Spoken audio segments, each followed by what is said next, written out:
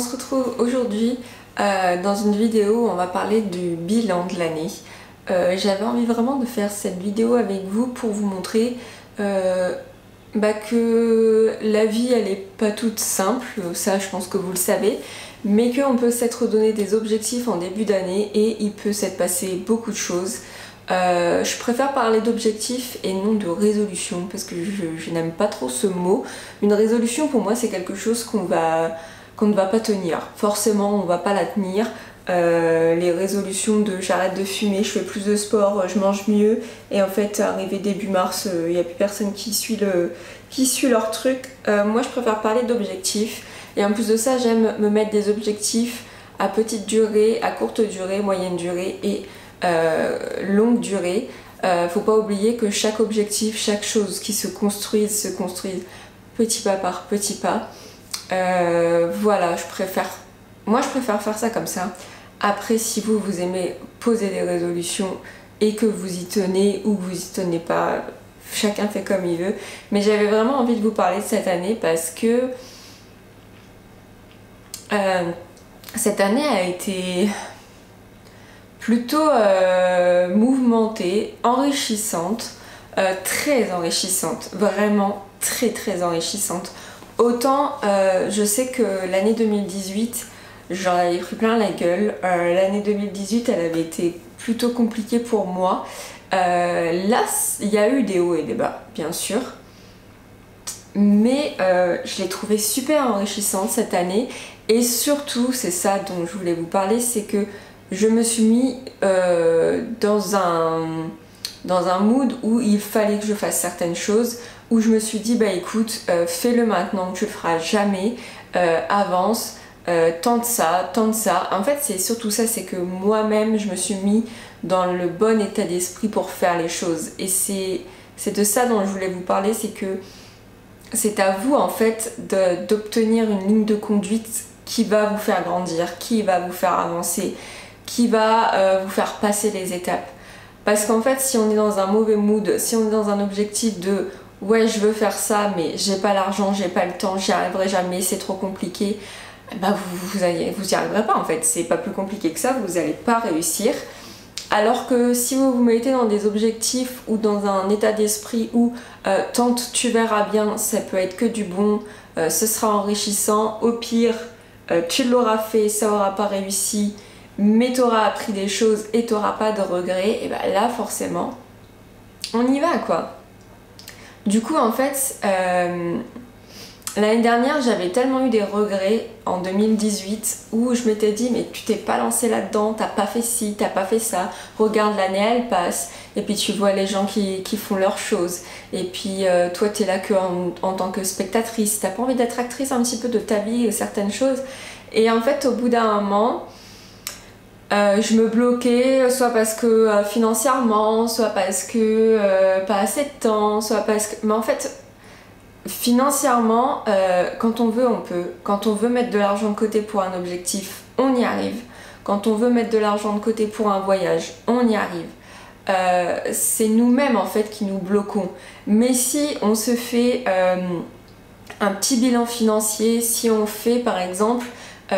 j'ai fait une formation, par exemple je vais vous parler de ma formation après, mais j'ai fait une formation qui m'a coûté 1600 euros. 1600 euros c'est un bon salaire, c'est un salaire que moi par exemple je n'avais pas dans mon entreprise, je n'avais pas 1600 euros par mois, ça je vais vous en parler aussi.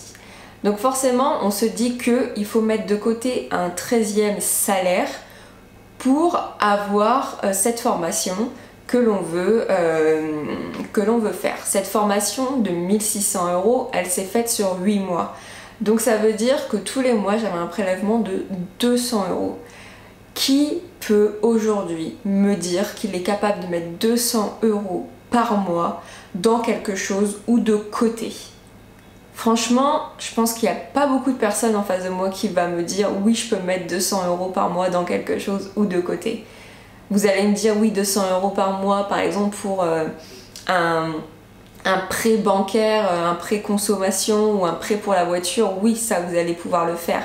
Mais mettre ça en plus de toutes vos charges, je pense qu'il n'y a pas beaucoup de personnes qui peuvent le faire.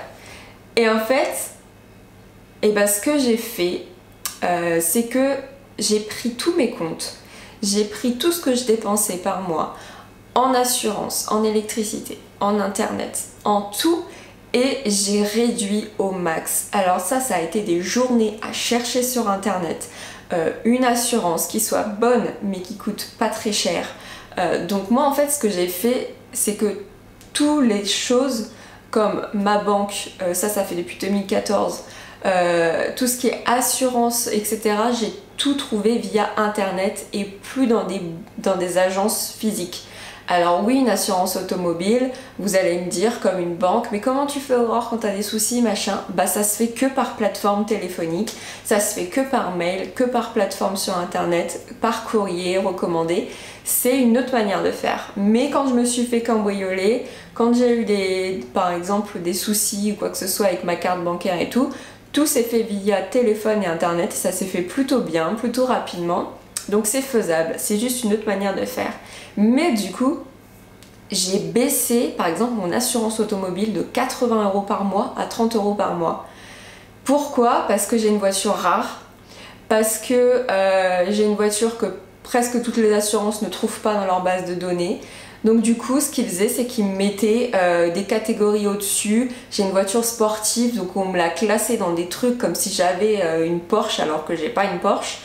Et c'était vraiment chiant. Et à force de coups de téléphone, de recherche sur internet, oui ça fait chier mais il faut le faire. Et là j'ai réussi à baisser toutes mes charges. Et quand vous baissez vos charges et que vous, par exemple, vous aussi niveau alimentaire, vous allez acheter vraiment des produits style vous allez acheter vraiment que des légumes et que de la viande et vous allez tout cuisiner et vous allez plus acheter de l'industriel, que vous allez plus acheter par exemple quand je travaillais tous les midis, il y en a ils allaient au restaurant ou ils allaient acheter des plats tout faits, bah moi je venais avec ma gamelle et rien que ça coûte beaucoup moins cher. Donc tout ça permet de mettre de l'argent de côté.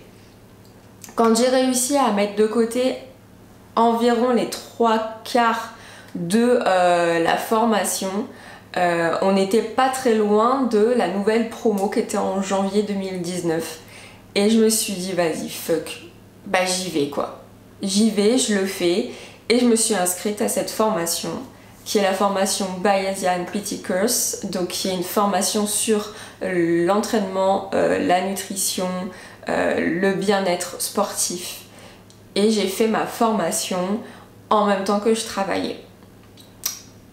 Voilà, donc tous les vendredis on recevait un PDF avec les cours qui étaient quand même assez stokos pour certains cours, et je révisais mes cours en même temps que j'allais au travail.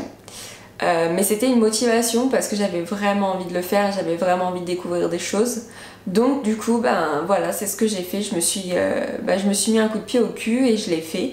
Et j'ai passé la formation que j'ai eue en août, enfin que j'ai passé en août-septembre et que j'ai eu en octobre.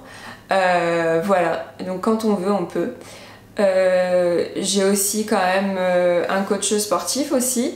Ça c'est un luxe que j'avais vraiment envie d'avoir parce que quand on fait du sport en fait pendant plusieurs années, moi j'ai commencé la musculation, j'avais 15 ans, à un moment ou à un autre on a des up down, forcément, c'est tout le temps comme ça, et j'avais besoin de quelqu'un en fait pour me motiver, j'avais besoin de quelqu'un pour vraiment cadrer les choses, et parce que je voulais évoluer et j'avais envie d'évoluer.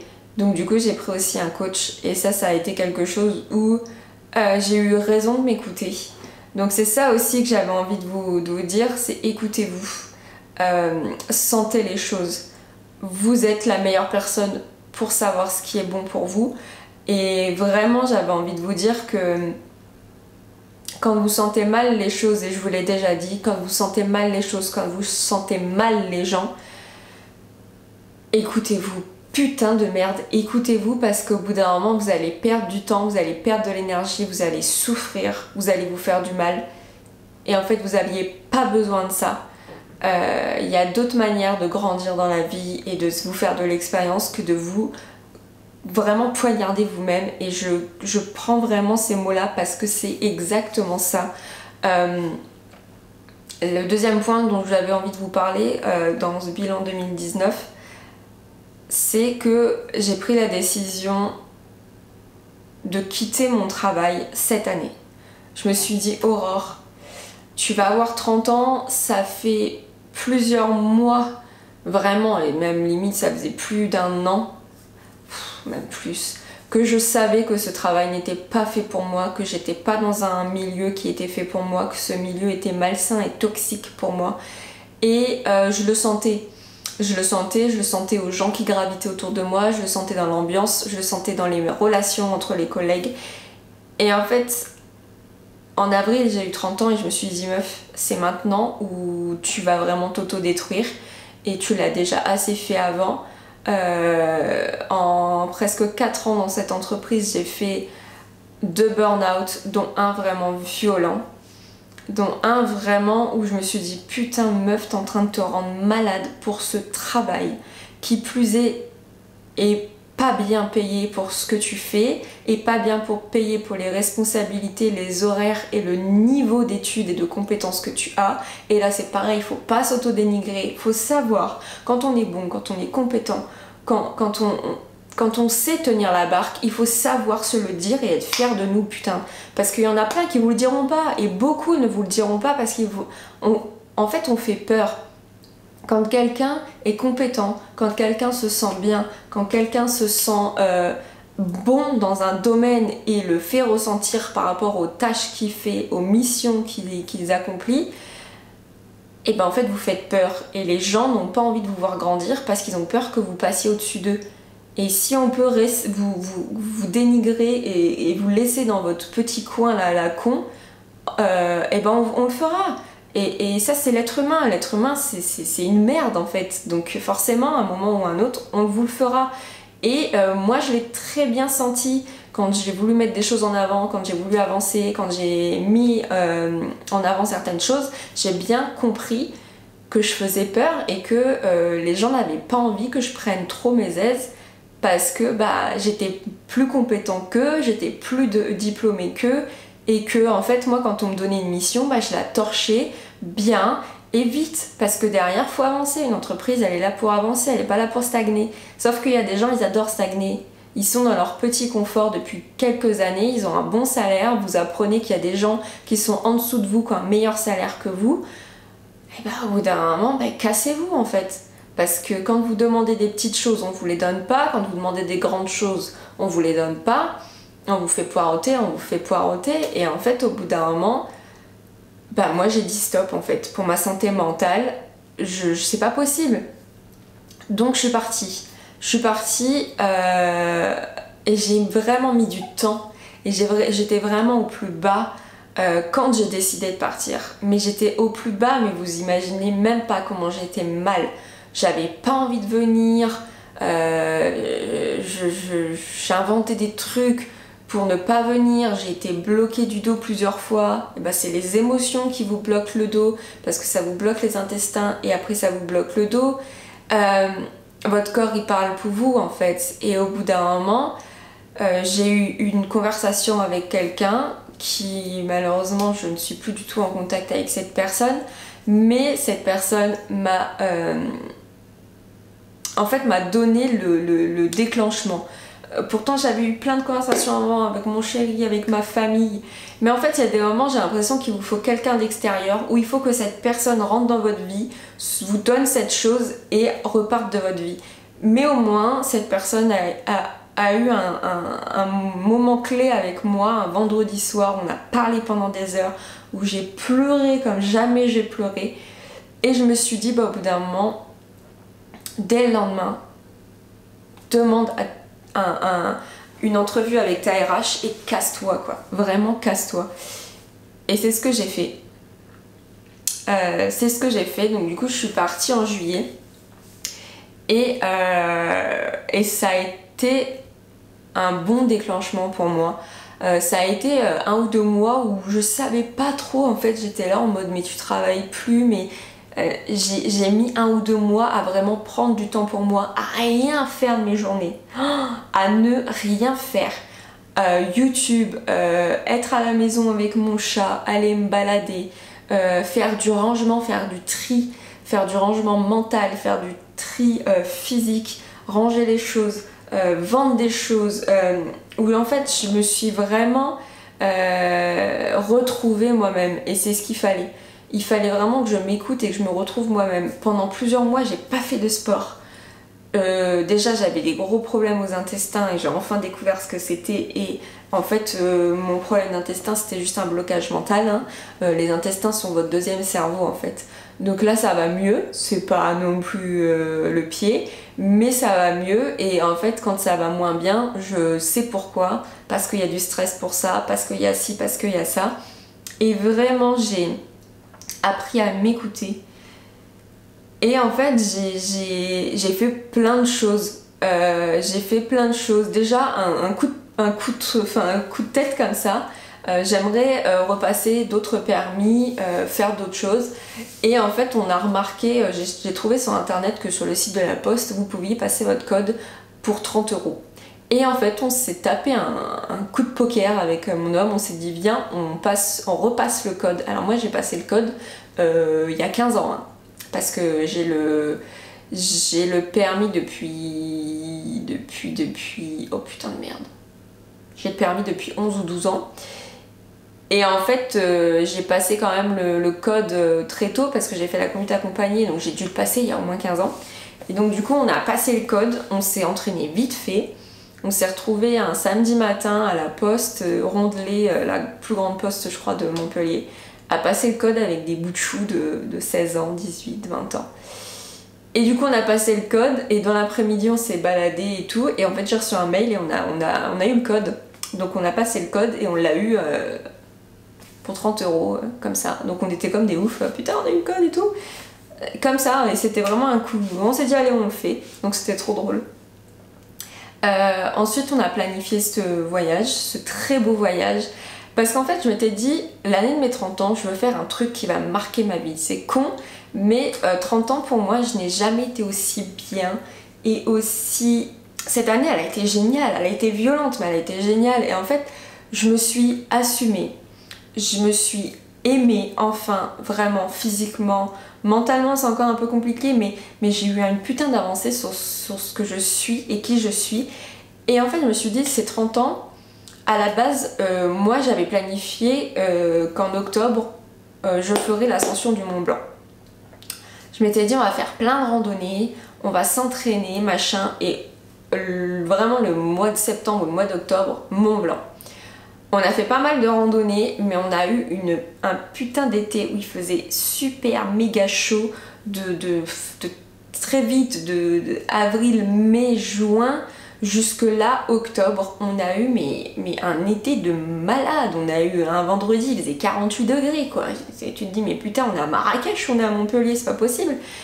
Et donc du coup on a fait des randos, mais pas autant que j'aurais aimé. Ou alors il fallait se lever super tôt un samedi et aller faire des randonnées.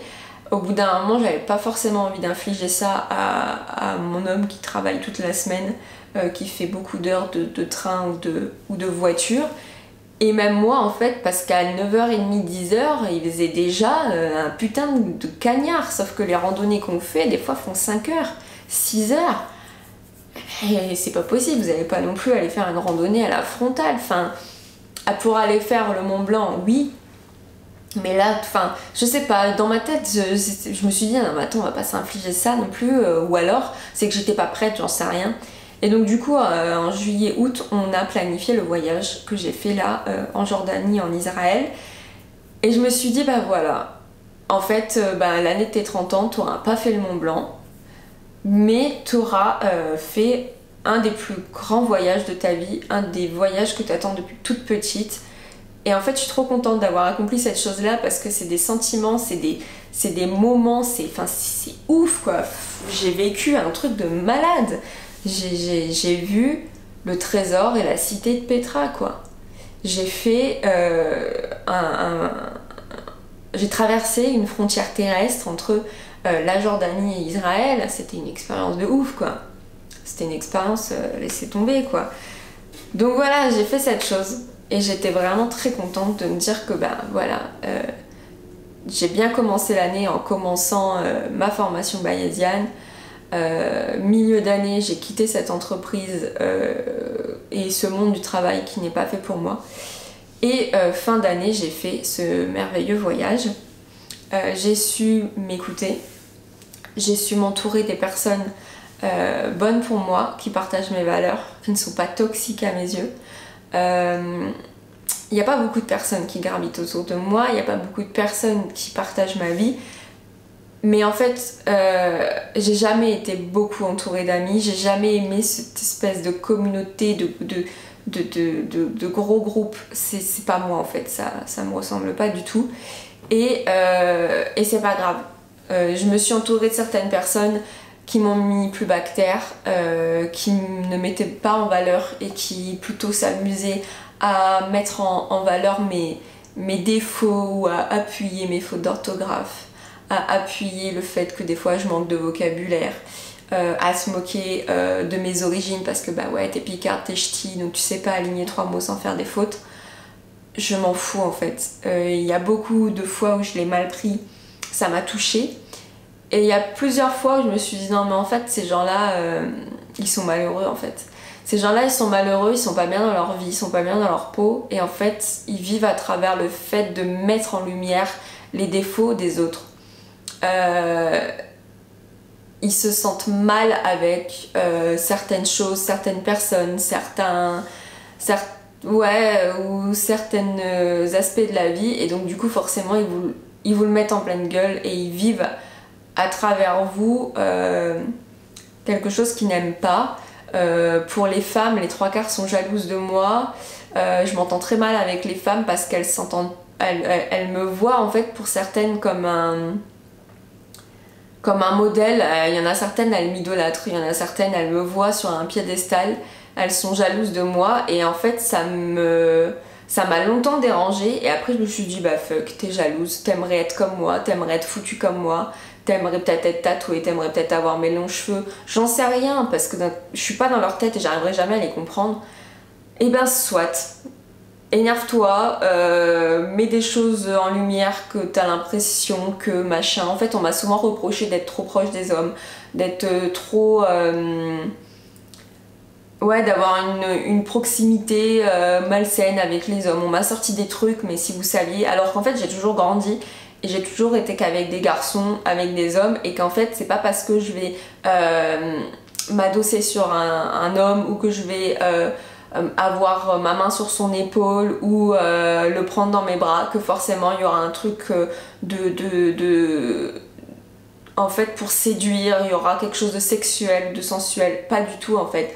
Moi quand de mon côté c'est clair, si c'est pas clair de l'autre côté et que l'homme en face de moi ne comprend pas, au bout d'un moment je vais lui dire écoute, moi j'ai aucun intérêt à être comme ça avec toi pour te séduire, pour te chauffer, quoi que ce soit, j'en ai rien à foutre, je te considère comme un frère, je te considère comme un ami, je te considère comme quelqu'un de très proche, et il n'y a pas d'ambiguïté. Sauf qu'il y a certaines femmes qui ne le comprennent pas et du coup me catégorisent comme une chaudasse ou une salope, quoi que ce soit. Sauf qu'en fait, il y a des moments où je me demandais si elles n'étaient pas jalouses de cette promiscuité ou de cette proximité que j'avais avec les hommes. Parce que peut-être qu'elles voulaient être comme ça. Peut-être que cet homme-là, en fait, elles en étaient amoureuses ou qu'elles en étaient sensibles et que du coup, ça les énervait. J'en sais rien, mais j'ai vraiment galéré avec certaines. Donc voilà, je vous ai parlé aussi du minimalisme où je me suis vraiment séparée de choses inutiles à mes yeux. J'ai fait aussi plusieurs bonnes actions dans le sens où en fait j'avais vraiment envie de donner mon temps et mon argent à des choses intéressantes et importantes. Alors par exemple j'ai parrainé des abeilles, y a un post Instagram que j'ai fait dessus où en fait cet argent que vous allez donner c'est entre 4 et 5 euros par mois. Moi je crois que j'ai parrainé 2000 ou 4000 abeilles, je sais plus, la plus petite option, où vous allez recevoir 3 pots de miel plutôt mai-juin par le rucher qui va, que vous avez parrainé. Donc c'est un toit pour les abeilles. Ces 4 euros, 5 euros va permettre à la personne d'entretenir ses ruches, d'avoir une contrepartie où en fait il est sûr que dans l'année il va avoir ses 60 euros par vous, lui ça va l'aider financièrement, ça va l'aider aussi à construire des choses, à avancer. Donc c'était vraiment une très bonne idée. J'ai fait des dons aussi de vêtements. Parce que en faisant des tris, il y a des choses que je peux vendre facilement. Puis au bout d'un moment, je me suis dit attends, arrête de vendre pour 2 euros, pour 4 euros. Donne à une association qui va te donner quelques centimes ou quelques euros pour tes vêtements, mais qui vont aussi être revendus à des personnes qui n'ont pas beaucoup de moyens. Donc ça fait en fait des petites boutiques d'occasion, pas chères pour les personnes qui sont dans le besoin. J'ai fait des dons aussi de lunettes parce que j'ai des lunettes depuis 10 ans et que je gardais certaines paires, je ne sais pas pourquoi. Donc du coup je les ai envoyées à une association aussi pour que les montures qui sont en très bon état, parce que moi je fais attention, je les abîme pas, ou celles qui étaient vraiment abîmées, je les ai pas données. Il n'y avait qu'une paire de solaires je crois, qui n'était pas à ma vue, mais comme ça en fait ils vont garder les montures et ils vont mettre des verres où en fait du coup ça va permettre d'avoir des lunettes moins chères, pareil pour les personnes qui en ont besoin. Et j'ai contribué à des crowdfunding ou des Tipeee. Un pour SPM ta mère, donc Leslie qui va faire un documentaire sur les règles, les SPM. Un pour Entre nos lèvres qui est un podcast que j'aime beaucoup, qui parle pareil de la féminité, de la sexualité, de comment se sentir femme, comment on se sent femme dans notre société. C'est vraiment des témoignages super poignants. Des fois ça parle de viol, d'harcèlement sexuel, donc faut faire attention. Elles en parlent en fait au début du podcast, donc si vous n'avez pas envie d'entendre ce podcast ou d'entendre ces histoires un petit peu dures, vous n'êtes pas obligé de le faire. Et enfin j'aime bien aussi de temps en temps donner quelques euros à Jules en Asile. Jules en Asie, pardon, c'est une personne qui a une chaîne YouTube que moi je suis depuis 2 ans ou 3 ans, qui en fait travaille environ 5-6 mois dans l'année en intérim et qui ensuite va voyager pendant 6 ou 7 mois en Asie. Donc là en ce moment il est au Cambodge et va bientôt aller au Vietnam. C'est quelqu'un que j'adore, il fait une vidéo par jour dans ses voyages, donc pendant 6 mois ou 7 mois il va faire une vidéo par jour, des vidéos d'environ 20 minutes, où en fait c'est pas quelqu'un qui vlog et qui raconte sa vie, oui je suis là machin, en fait il va vous dire environ le planning de la journée quand il en a un, et qui va vous filmer surtout les gens, qui va vous filmer les paysages, la beauté des choses, et surtout c'est pas un touriste, il part vraiment comme une personne qui vit là-bas en fait. C'est ça le truc, c'est qu'il a vécu aussi au Cambodge, il a vécu dans certains pays asiatiques. Donc en fait c'est pas un touriste qui va vous montrer la muraille de Chine, les temples d'Angkor, non. Il va aller dans les boui-boui, dans les marchés, comme nous on voyage et comme moi j'aime voyager. De temps en temps il va aller faire des trucs touristiques, mais sinon c'est quelqu'un qui va aller manger avec les gens cambodgiens au Cambodge, dans les petits marchés, le long de la route. C'est vraiment pas une personne que vous allez voir comme un touriste quoi. Et moi c'est ça que j'adore, c'est qu'il se fond dans la masse, il va dans des îles, il dort chez l'habitant.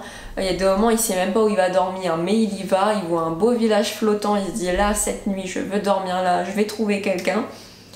Sinon il prend des guest house, il prend pas des gros hôtels, c'est pareil, il va vraiment chez l'habitant. Et moi c'est quelque chose que j'adore parce que là en fait quand vous le voyez voyager, vous voyez le vrai Cambodge, vous voyez le vrai Vietnam, et c'est ça qui est cool en fait. Donc voilà, en fait je pourrais vous parler encore pendant longtemps parce que cette année elle a été tellement mais tellement riche pour moi, et de bonnes choses, de choses un peu plus compliquées mais vraiment qui permettent quand même d'avancer.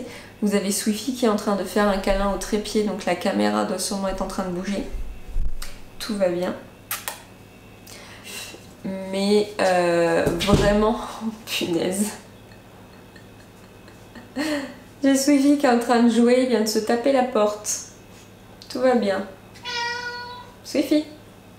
Donc voilà, c'est vraiment une vidéo que j'avais envie de faire parce que je m'étais donné des objectifs. Je suis là dans le partage, je l'ai toujours été. Donc voilà, j'ai envie de vous partager encore une fois mon univers, parce qu'Aurore au naturel, ce ne sont pas que des cheveux. Je sais qu'il y en a beaucoup qui attendent que des vidéos cheveux, mais au bout de 7 ans maintenant, j'ai moins de choses à vous partager. Et j'évolue. Et voilà. Je vous partage encore des choses sur les cheveux ou quoi que ce soit, mais au bout d'un moment, ben, si j'ai envie que ma chaîne prenne un autre tournant, ben, elle le prendra. Qui même me suivent, et sinon, il y a plein d'autres personnes qui parlent de cheveux tout le temps, et je suis pas toute seule sur YouTube.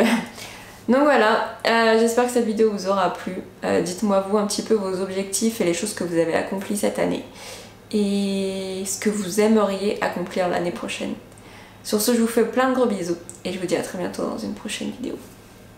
Bye tout le monde.